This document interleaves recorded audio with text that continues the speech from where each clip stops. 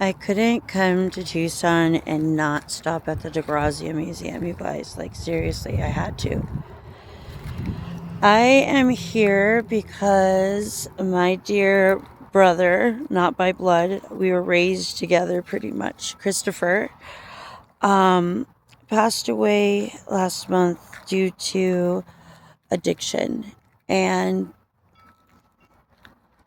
unfortunately, addiction won. And so today was his mass, rosary, and funeral, life celebration, all the above. And it was super overwhelming with emotion. I'll just say that. Um, I got to see a lot of people from my youth when I was growing up and see them, which was nice. And everyone was in a different, you could see life has taken a toll on some more than others. And that includes me, you know.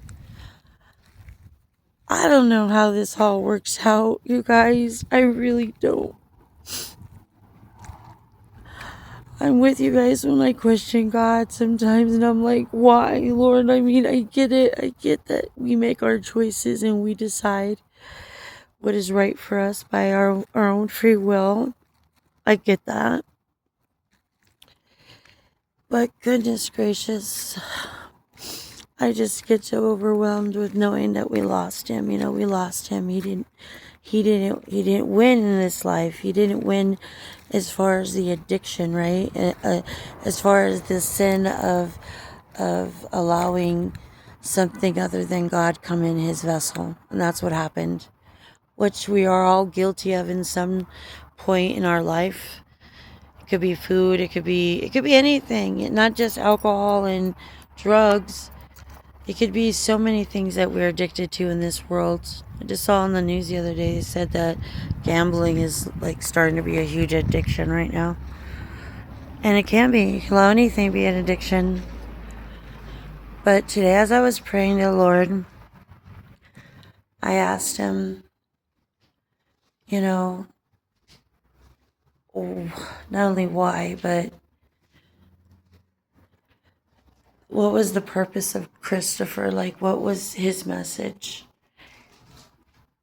And my godmother, my godfather, and me, and I know that a lot of us in his family. I'm gonna go sit right here because this is where I pray. um, for seeing Christopher being one of those people that learn later in their life.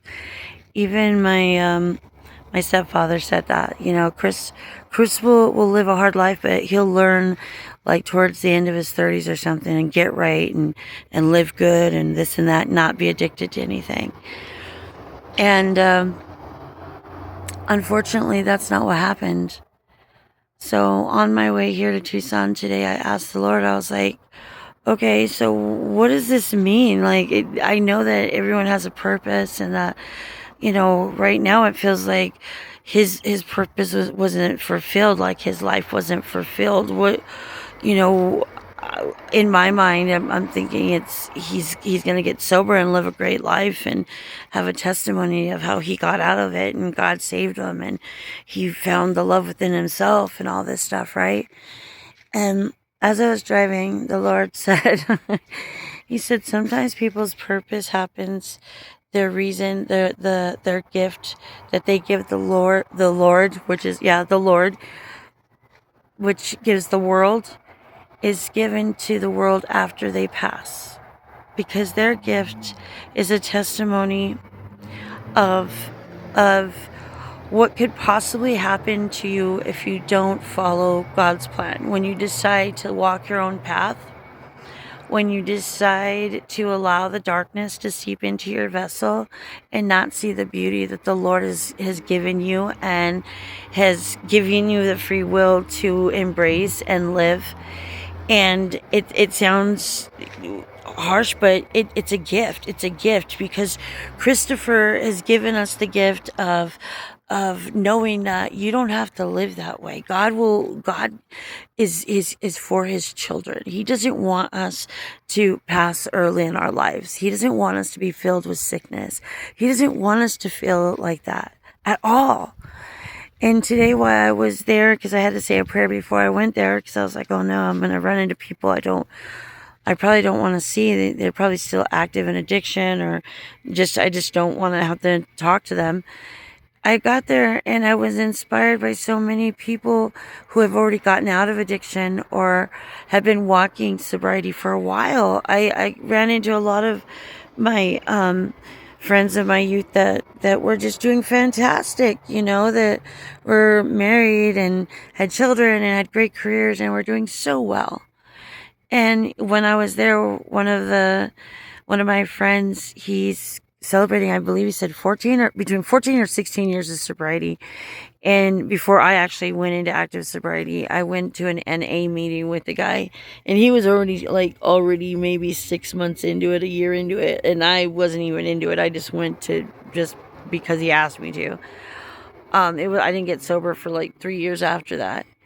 Anyway, we went out. I was outside doing a TikTok with my other friend who has a TikTok uh, platform, and he sat there and he's like, hey, is this a smoking section? I'm like, no, I don't smoke cigarettes anymore, but you're more than welcome to come sit over here. And he started giving me his testimony of his sobriety, and and actually gave me some encouragement to get my booty into an AA meeting, because that's one thing I need. I need someone that I can physically talk to and can relate with. So I got that gift today. I got the gift of, you know what? I might be strong, but the Lord is stronger. And sometimes that's why, like all the time, that's why he says, hey, you're stronger with more than one, right? You can't do this alone. So, and he didn't expect us to. So, anyways, have a blessed and wonderful day. I'm not going to go any more into this, but be a blessing today and know that you do have a choice. As long as you wake up every morning, you take a deep breath, and you have that opportunity to get clean.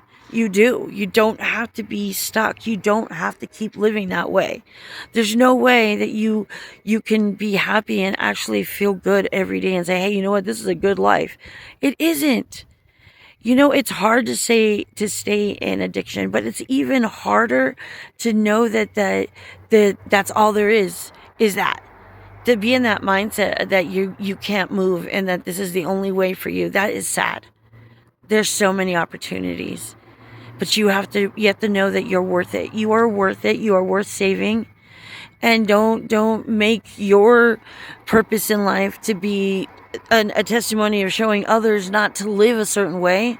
Don't live that way.